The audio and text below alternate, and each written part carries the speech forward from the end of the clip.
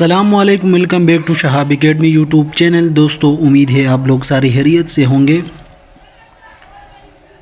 اور زندگی اچھی گزر رہی ہوگی۔ آج کی ویڈیو بنانی ہے، بہت سے لوگ کنفیوز ہے اور بہت کوسچن آ رہے ہیں واٹس ایپ پہ اور یوٹیوب پہ۔ تو آج ہم نے جو سوال اکٹھے کیے وہ ہے کہ کیا سرپلس کا کیس بالکل ختم ہوا ہے؟ پھر دوسرا سوال ہے پیس 2 کے اپوائنٹمنٹ آرڈر کس ڈسٹرکٹ کے ہوئے ہے، اس میں پیس 3 کا ایڈورٹائزمنٹ آیا ہے یا نہیں آیا ہے اور کیوں نہیں آیا ہے، ڈی او کیوں اپوائنٹمنٹ آرڈر جاری نہیں کرتے ابھی تک، اور 32/9 کا پروسیس کب تک سٹارٹ ہو سکتا ہے۔ دوستو، ویڈیو دیکھنے سے پہلے پلیز چینل کو سبسکرائب کیجئے، ویڈیو کو لائک کیجئے اور جو بھی سوال ہو کمنٹ کیجئے۔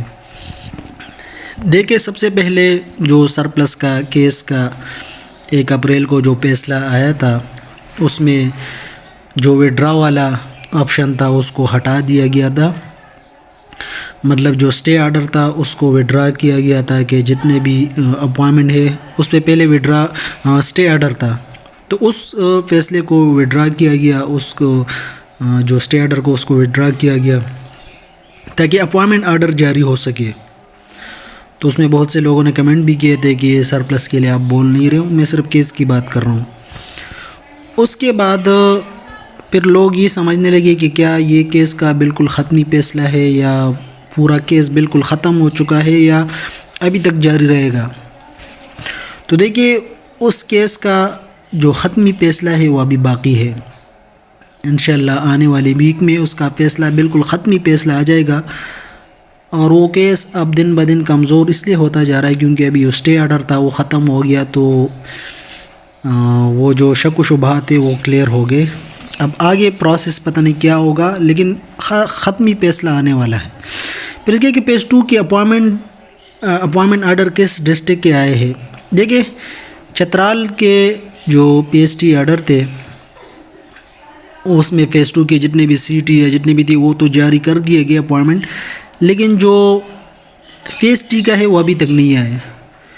وہ ڈی او اس دن کہہ رہا تھا کہ وہ اب ہم ختمی فیصلے کا ویٹ کر رہے ہیں، باقی پروسیس چل رہا ہے، لیکن جو باقی سی ٹی وی ٹی یا پی ای ٹی پی ٹی جتنے بھی ان سب کا جاری کر دیا گیا، صرف پی ایس ٹی کا رہ گیا، وہ بھی ختمی فیصلے تک اس کو بھی جاری کر دیا جائے گا۔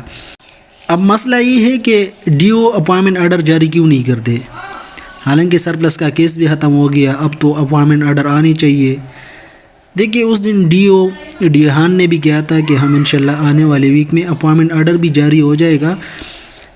بہت سے ڈسٹرکٹ کا تو آپ لوگوں کو پتہ ہے میرٹ لسٹ جاری ہو چکی ہے ڈی او کا، اور فائنل بھی انشاءاللہ بہت کے آ چکے ہیں۔ ہاں، باقی اس کا پتہ نہیں ہے، جن کا جاری نہیں ہوا وہ تھوڑا لیٹ بھی ہو سکتا ہے، لیکن جس کا جاری ہو چکا ہے وہ اس کا اپوائنٹمنٹ آرڈر آ جائے گا۔ لیکن وہ سارے ڈی او صرف ختمی فیصلے کا اور ختمی نوٹیفیکیشن کا ویٹ کر رہے ہیں۔ جیسے ہی سرپلس کے کیس کا ختمی نوٹیفیکیشن اور جو فیصلہ آ جاتا ہے، انشاءاللہ اس کا اپوائنٹمنٹ آرڈر بہت جلدی ہو جائے گا۔ وہ آنے والے ویک میں اس کا فیصلہ ہو جائے گا کہ کب تک اس کا اپوائنٹمنٹ آرڈر جاری کرنا ہے، تو آپ لوگ تھوڑا ویٹ کر لیں۔ باقی جیسے ہی یہ کیس کا ختمی فیصلہ اور بالکل کلیئر فیصلہ آ جائے، پھر سارے ڈی او اپوائنٹمنٹ آرڈر جاری کریں گے۔ اس میں اس لیے یہ کیس کمزور ہو سکتا ہے کیونکہ یہ کیس جو ہوا تھا پیس 2 کے سارے پروسیس کو، اس کو چیلنج کیا تھا۔ اب وہ سارا پروسیس بھی ہو گیا، اب سٹے آرڈر بھی ختم ہو گیا، تو یہ کیس آلریڈی کمزور ہو چکا ہے، یہ پروسیس اب ریورس نہیں ہو سکتا۔ وہ سی بی ٹی لیا گیا، کوالٹی چیک لیا گیا، تو یہ تھوڑا مشکل ہے اس کیس میں۔ باقی میں یہ نہیں چاہتا کہ کون سلیکٹ ہوتا کون نہیں ہوتا، نہ میں سرپلس والوں کے خلاف ہوں اور نہ میں 32/9 والے اور نہ میں 50+ والے کو۔ پھر سوال یہ ہے کہ 30/9 کا پروسیس کب ہوگا؟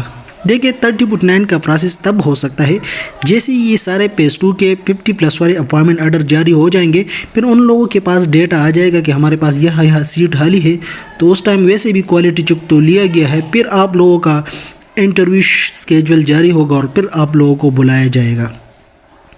اور سرپلس کا یہ ہے کہ سرپلس اس کے بعد میں لیے جائیں گے۔ سرپلس کا یہ ہے کہ ایک یو سی کے چاروں سائڈ پہ جتنے بھی ایڈجیسن یو سی ہے ان کا میرٹ لسٹ بنے گا اور پھر ان سے لیا جائے گا۔